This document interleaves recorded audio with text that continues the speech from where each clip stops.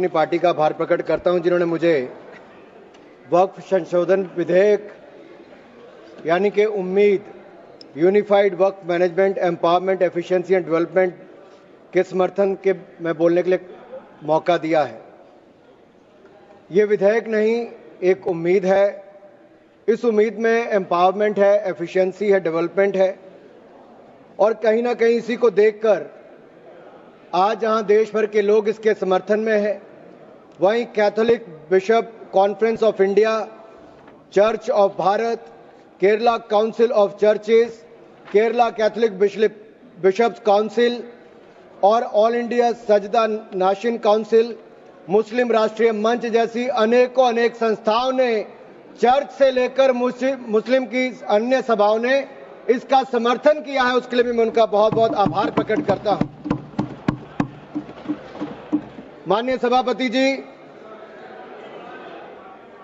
वक्फ को बदलने का वक्त आ गया है, क्योंकि यह अत्याचार और भ्रष्टाचार का एक ऐसा अड्डा बन गया है।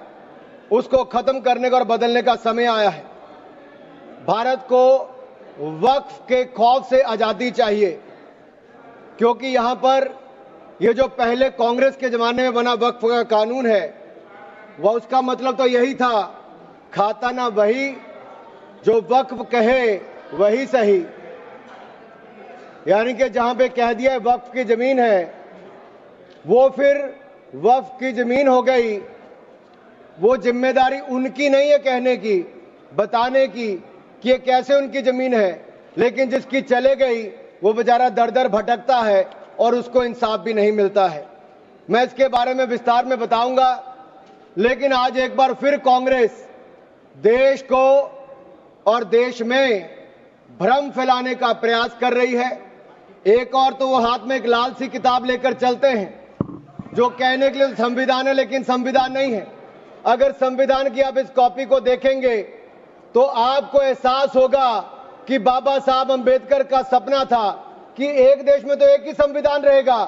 आपने एक देश में दो विधान बनाने का काम किया है।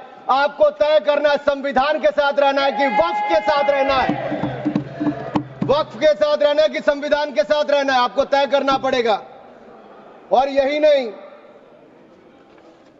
और जो लोग बड़ी बड़ी बातें यहां पे कर रहे थे, उनको यही कहना चाहता हूं, यह हिंदुस्तान है, पाकिस्तान या तालिबान नहीं।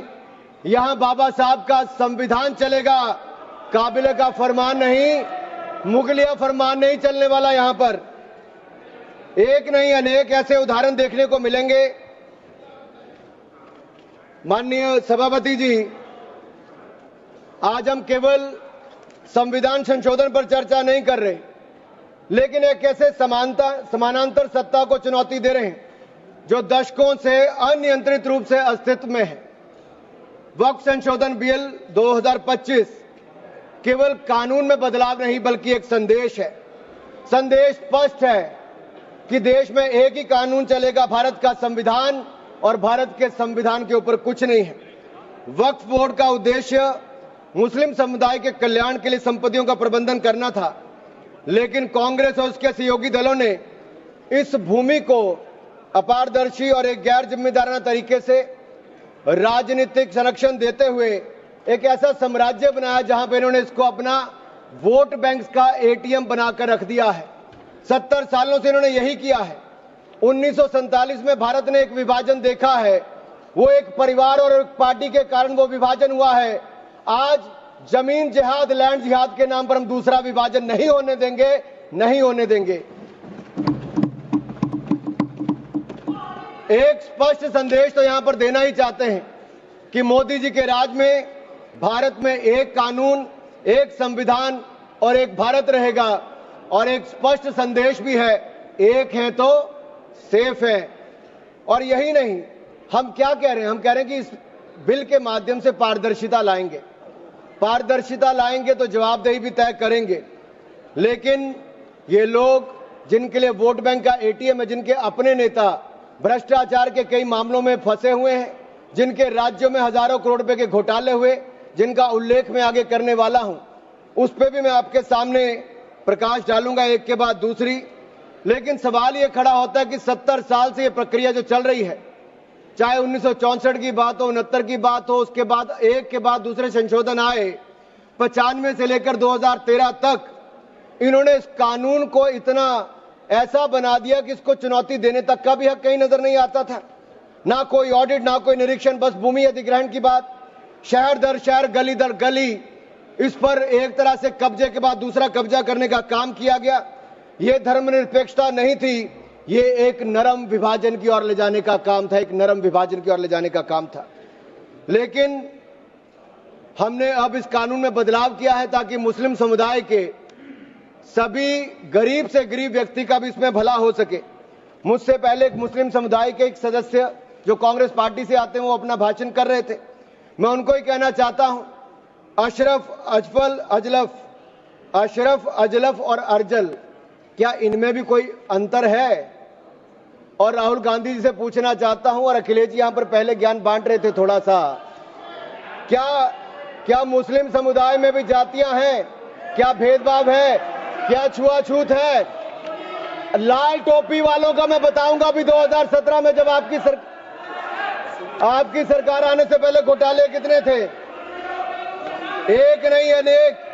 लेकिन इनके काले कारनामे आज खत्म हो जाएंगे सर। ये विधायक कांग्रेस की तुष्टिकरण की राजनीति का अंतिम संस्कार करने वाला है, मैं विश्वास दिलाना चाहता हूं। This will be the last nail in the coffin of Congress politics of appeasement. अगर आप देखिए, इन्होंने इससे पहले भी पंडित जवाहरलाल नेहरू जी ने पहले तो देश के विभाजन करने में अपना काम किया, उसके बाद धारा 370-35 से देकर ऐसे जख्म दिए कि हजारों लोगों की मृत्यु हो गई।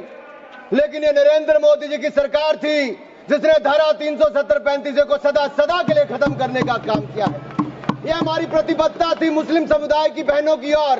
जो ट्रिपल तलाक से निजात दिलाने का किसी ने काम किया तो नरेंद्र मोदी की सरकार ने किया है।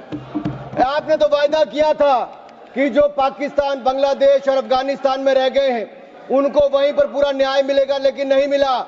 लेकिन उनको भारत में भी आकर अगर उनको नागरिकता देने की बात थी तो आपकी सरकार में 60 सालों में नहीं हुआ। सीएए कानून किसने बनाया? तो वो भी नरेंद्र मोदी की सरकार ने बनाकर वो काम किया है। मैं